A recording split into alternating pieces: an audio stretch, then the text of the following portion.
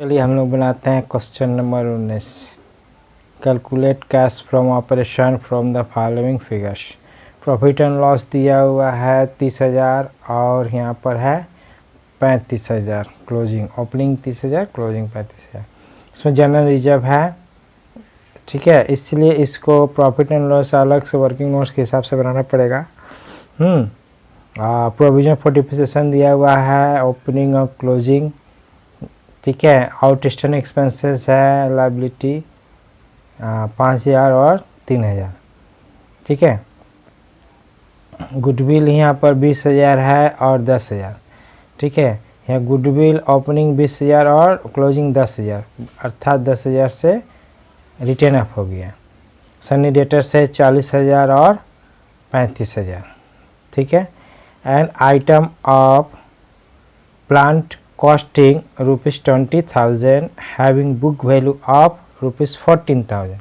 मतलब 20,000 दाम का प्लांट था, उसका बुक वैल्यू है 14,000 रुपया जब बेच रहा है, ठीक है। उस समय उसका दाम कितना है 14,000 और बेच रहा है कितना में 18,000।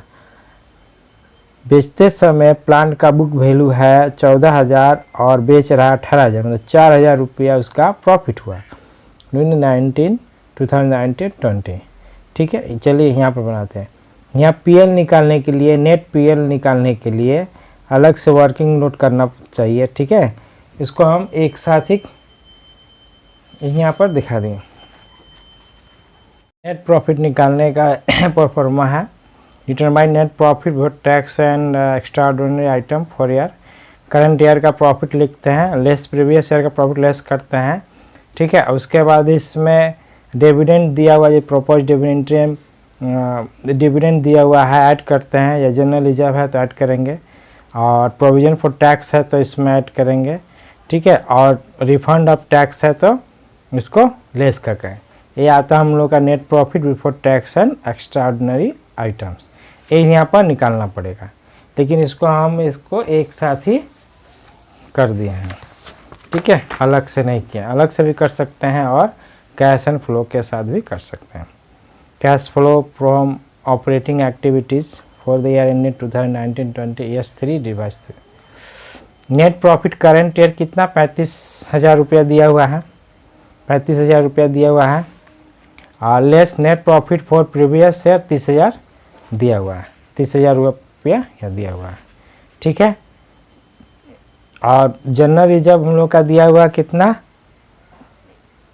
जनरल रिजर्व है 10,000 से 15,000 हो गया, अर्थात कितना 5,000 का डिफरेंस है।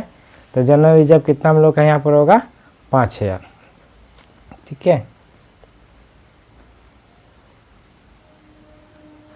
5,000 जनरल रिजर्व, तो 5×5 10,000, 10,000 क्या हो गया 5,000 जनरल रिजर्व, तो 10,000 क्या हो गया net profit before tax and extra item, ठीक है। ये नेट प्रॉफिट आया। ये नेट प्रॉफिट का एडजस्टमेंट हम एक साथ ही यहाँ पर कर दिए, अलग से नहीं किए हैं, ठीक है।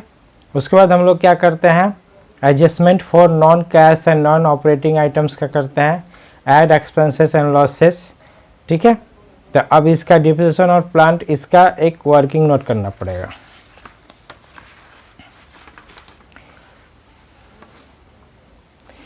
प्लांट का एक लेजर अकाउंट खोलेंगे। प्लांट एसेट्स है, प्लांट का ओपनिंग बैलेंस डेबिट होता है, ठीक है। ये डेबिट बैलेंस कहलाता है, इसलिए इसका प्लांट का कितना दिया हुआ है 20,000 दिया हुआ है यहाँ पर, ठीक है। 20,000 ये ओपनिंग बैलेंस में आएगा। टू बैलेंस BD 20,000, ठीक है। और उसको हम लोग सेल किए हैं 18,000 में, तो bank account debit to plant होता है जनरल एंट्री, तो बाई बैंक 18,000 रुपया। तो हम लोग का प्रॉफिट कितना हुआ है 4,000 सेल करने में। To profit on sale of plant 4,000, ये टोटल करने से कितना हो गया 24,000। प्रोविजन फॉर डिप्रिसिएशन कितना आएगा 20,000 का प्लांट था, ठीक है। और उसका बुक वैल्यू कितना हुआ 14,000। 20,000 का था प्लांट, बुक वैल्यू हुआ 14,000, 6,000 रुपया उसका प्रोविजन फॉर डिप्रिसिएशन हो गया। 6,000 रुपया क्या हो गया प्रोविजन फॉर डिप्रिसिएशन। 18,000 और 6,000 कितना हो गया 24,000, और ये भी 24,000। अब प्रोविजन फॉर डिप्रिसिएशन और प्लांट अकाउंट बना लेते हैं, ठीक है। तो टू प्लांट अकाउंट 6000 यहाँ से आ गया।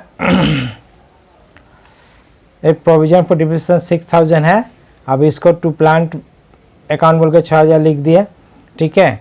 और प्रोविजन फॉर डिप्रिसिएशन और प्लांट कितना, ओपनिंग बैलेंस कितना है 30,000 और क्लोजिंग बैलेंस है 35,000। तो डिप्रिसिएशन, प्रोविजन फॉर डिप्रिसिएशन, इसका ओपनिंग बैलेंस क्रेडिट साइड होता है, इसका ओपनिंग बैलेंस क्रेडिट साइड होता है, तो क्रेडिट साइड 30,000 लिख दिए और क्लोजिंग बैलेंस 35,000 यहाँ पर लिख दिए। 6000 डिप्रिसिएशन से आया है, कितना हो गया 41,000, तो बैलेंसिंग फिगर 11,000 क्या हो गया, डिप्रिसिएशन अकाउंट में चला जाएगा, ठीक है। समझ में आया। प्रोविजन फॉर डिप्रिसिएशन और प्लांट, इसका ओपनिंग बैलेंस क्रेडिट साइड में लिखाता है, ठीक है, और क्लोजिंग डेबिट साइड में। ये 6000 कहाँ से आया, प्लांट में हम लोग बनाए हैं 6000, यहाँ से आ गया, इसका टोटल की 41,000 और 30,000 में से 41,000, 30,000 में से 41,000 में से 30,000 को माइनस किए, कितना बचा 11,000, ये बैलेंस पे डिप्रिसिएशन हो गया, ठीक है।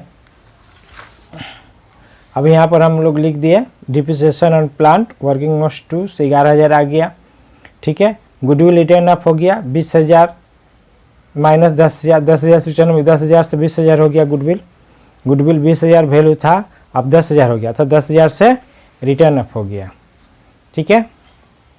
तो दोनों को जोड़ दिए, कितना आया 21,000 less income and gain. Income and gain क्या हुआ, जो प्रॉफिट हुआ मेरा इनकम एंड गेन में जाए, profit on sale of plant कितना आया मेरा 4,000 आया था, वो लेस कर दिए, तो 21 में से 4 माइनस के 17,000, 10,000 में 17,000 का जोड़ दिए, कितना 27,000।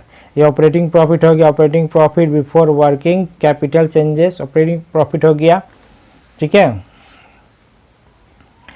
अब उसके बाद add increase in current liability, decrease in current assets, less decrease in current liability, increase in current assets, ठीक है।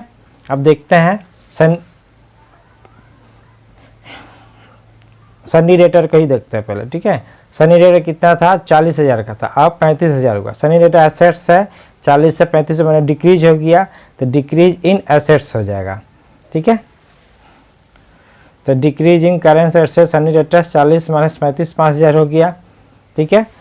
और क्या है आउटस्टैंडिंग एक्सपेंसेस, ए लायबिलिटी है, लायबिलिटी 5,000 से 3,000 हो गया, ये भी घट गया, तो decrease in current liability, decrease in current liability कहाँ लिखाता है, decrease in current liability less में आउटस्टैंडिंग एक्सपेंसेस 5,000 माइनस 3,000 2,000, अब 5,000 में से 2,000 माइनस किए, कितना आया 3,000, ठीक है। अब ये 27,000 और 3,000 कितना हुआ 30,000, cash flow from operating activities 30,000 हो गया, ठीक है।